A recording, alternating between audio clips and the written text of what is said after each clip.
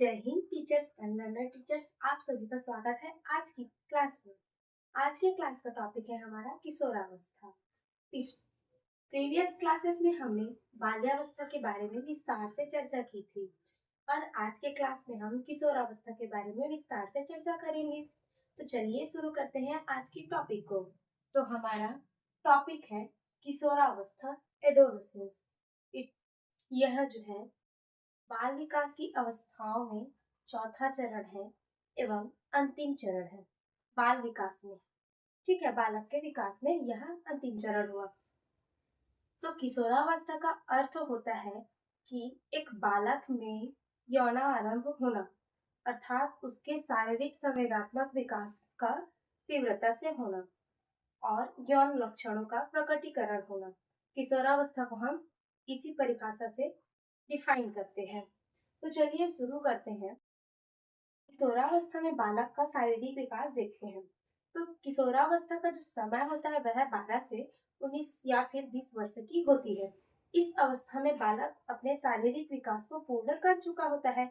जैसे 19 वर्ष की आयु आते आते तक बालक अपने संपूर्ण लंबाई को प्राप्त कर चुका होता है। इसके बाद बालक में लगभग शारीरिक विकास जो है स्थिर हो जाती है।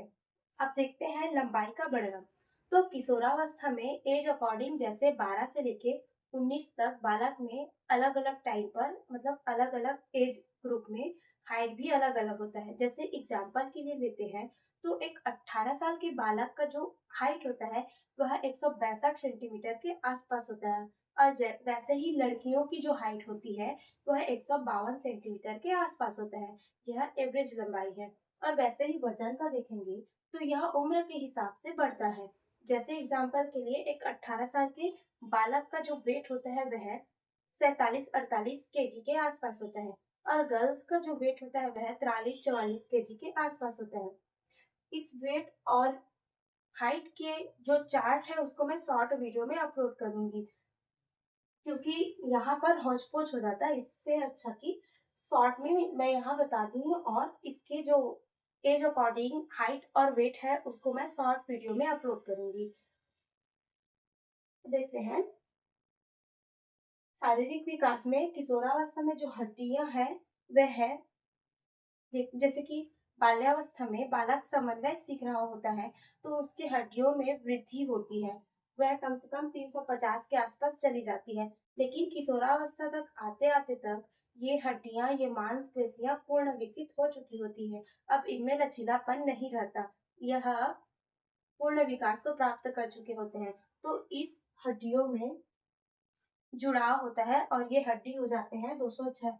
उसके बाद जीवन के अंतिम काल तक हमारी हड्डियों की संख्या 206 ही रहती है। अर्थात किशोरावस्था के बाद हमारी हड्डियों की संख्याओं में कोई परिवर्तन नहीं होता।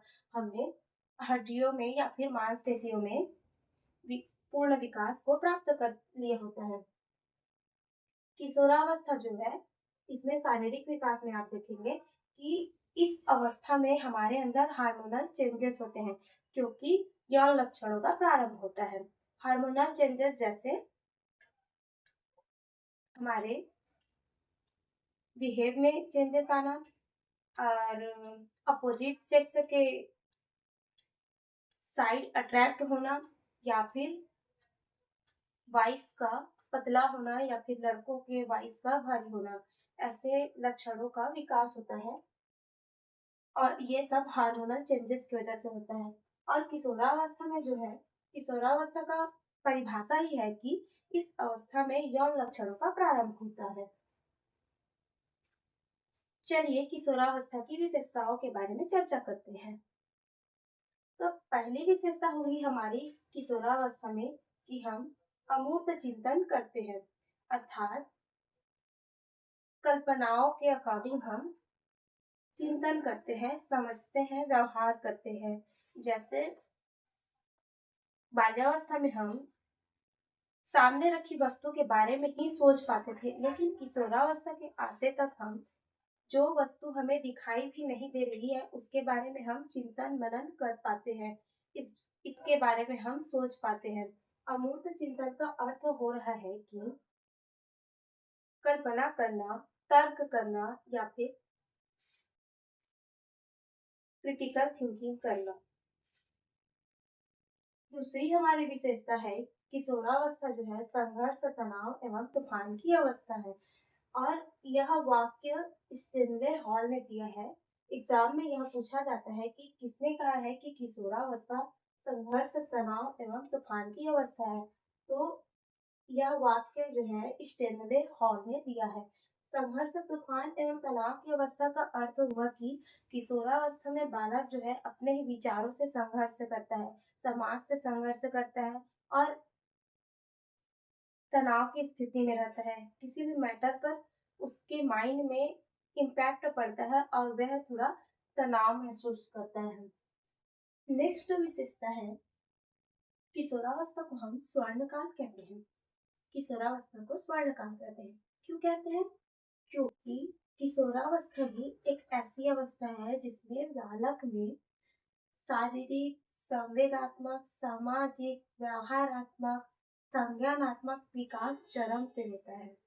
जैसे शारीरिक विकास जो है वह अपनी संपूर्णता या फिर पूर्णता हासिल कर चुका होता है, वैसे ही सामाजिक विकास देखेंगे तो बालक जो है किशोरावस्था में ही समाज में अपने लिए स्पेस क्रिएट करता है। वह अपने आप को समाज के अकॉर्डिंग ढाल रहा होता है। और संवेगात्मक देखेंगे, संवेगात्मक विकास देखेंगे किशोरावस्था में, तो आपको तो पता ही है कि किशोरावस्था में सबसे ज्यादा संवेगों का उथल पुथल मचा रहता है। तो इस तरह से बालक में विकास के सारे आयाम चरम स्थिति पर होते हैं किशोरावस्था में। इसीलिए हम किशोरावस्था को स्वर्णकाल कहते हैं। और हुआ कि इसी अवस्था में बालक अपने करियर के बारे में फोकस करता है, अपने फ्यूचर को सिक्योर करने के लिए काम करता है। इसीलिए भी हम इस अवस्था को स्वर्ण काल कहते हैं। नेक्स्ट हमारी विशेषता है कि इस अवस्था को हम पैतृक द्वंद की अवस्था कहते हैं। अर्थात बालक अपने विचारों से, अपने पेरेंट्स, अपने परिजनों से द्वंद प्रकट करता है। वह अपने पेरेंट्स, अपने बड़ों की बातों का खंडन कर रहा होता है। उनके पेरेंट्स और उसके विचारों में मेल जोल नहीं हो पाता, अतः इस अवस्था को हम पैतृक द्वंद की अवस्था कहते हैं। संवेगात्मक परिवर्तन की अवस्था है, सॉरी एक टॉपिक है। नेक्स्ट है हमारा मित्र समूह महत्वपूर्ण हो जाता है। किशोरावस्था में बालक के लिए परिवार या फिर अन्य बॉडीज के अकॉर्डिंग उनका जो मित्र समूह होता है, फ्रेंड सर्कल होता है, वह इम्पोर्टेंट हो जाता है।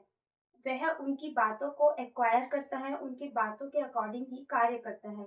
वैसे सभी सभी किशोरावस्था के बालकों के साथ होता है कि वह जिस ग्रुप में रहता है उस ग्रुप के बातों के, उस ग्रुप के हर एक चीज को फॉलो करता है और वह ग्रुप उसके लिए बहुत ही महत्वपूर्ण होता है। वह उस ग्रुप के बातों को बिल्कुल भी नहीं टालता, भले ही वह अपने परिजनों की बातों को टाल दे, लेकिन उस फ्रेंड सर्कल में वह अपनी दावेदारी बनाए रखता है। नेक्स्ट है हमारा कि किशोरावस्था जो है वह संवेगात्मक परिवर्तन की अवस्था है। इस अवस्था में बालक में संवेगों में उथल पुथल मचा रहता है। उसके संवेगों में जैसे कि सबसे मोस्ट इम्पोर्टेंट संवेग हो गया प्रेम। तो किशोरावस्था में प्रेम के बीच अत्यधिक फूटते हैं और आप सब इस बात से अवगत हैं। किशोरावस्था में ईर्ष्या, द्वंद, भय, प्रेम और विभिन्न प्रकार के जैसे और अन्य संवेग देखेंगे तो सबका विकास इसी अवस्था में तीव्र होता है। और नेक्स्ट हमारा देखेंगे तो किशोरावस्था जो है वह विद्रोह, विरोध की अवस्था है। वह सामाजिक मुद्दों पे या फिर जैसे कि कुछ रीति रिवाज है उनका विरोध प्रदर्शित करता है। वह उन बातों का खंडन करता है जो पीढ़ियों से चलती आ रही है। और यह अक्सर द्वंद जो है किशोरावस्था में ही देखने को मिलती है।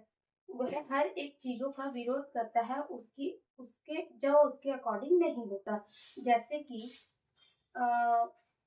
जैसे कि आप देखेंगे कि लव अफेयर्स, तो इस अफेयर को जो है समाज क्रिटिसाइज करता है, लेकिन जो किशोरावस्था में बालक होते हैं इस बात का खंडन करते हैं और लव अफेयर्स को वे इनकरेज करते हैं, क्योंकि वह समाज के अकॉर्डिंग तो गलत होता है लेकिन उस बालक के अकॉर्डिंग सही होता है। वैसे ही विभिन्न मुद्दों पे बालक विरोध करना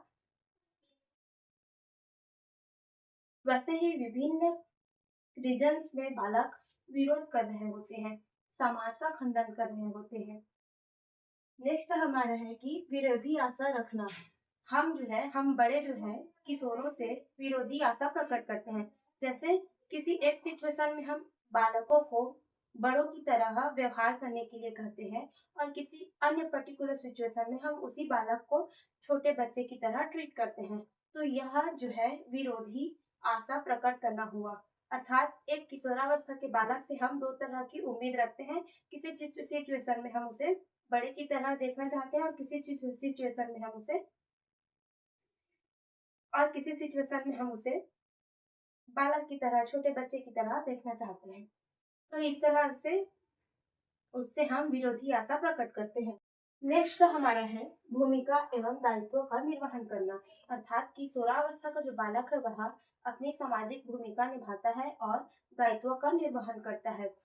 इस एज में, किशोरावस्था में कई बालक जो है जिम्मेदारी उठाना स्टार्ट कर देते हैं अपने परिवार का, और कई बालक जो है अभी इस अवस्था में अपने करियर पर फोकस करते हैं। और किशोरावस्था में ही बालक जो है एक सामाजिक भूमिका निभाने लगते हैं। नेक्स्ट हमारा है किशोरावस्था जो है वह तीव्र शारीरिक विकास की अवस्था है, अर्थात आपने देखा ही होगा कि किशोरावस्था में जो बालक है उनमें अचानक हम शारीरिक विकास को देखते हैं। उनका अचानक से बढ़ना हमें आश्चर्यचकित करता है, जैसे अचानक हाइट ले लेना या फिर बॉडी फैट का बढ़ना।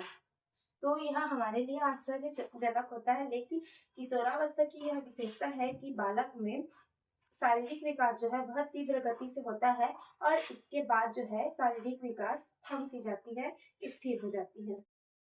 नेक्स्ट हमारा हुआ कि किशोरावस्था में जो बालक है वह ईश्वर व धर्म में आस्था रखता है। अक्सर आपने देखा होगा कि जो किशोरावस्था में बालक है उन्हीं को धर्म या फिर ईश्वर के प्रति आस्था ज्यादा देखने को मिलती है।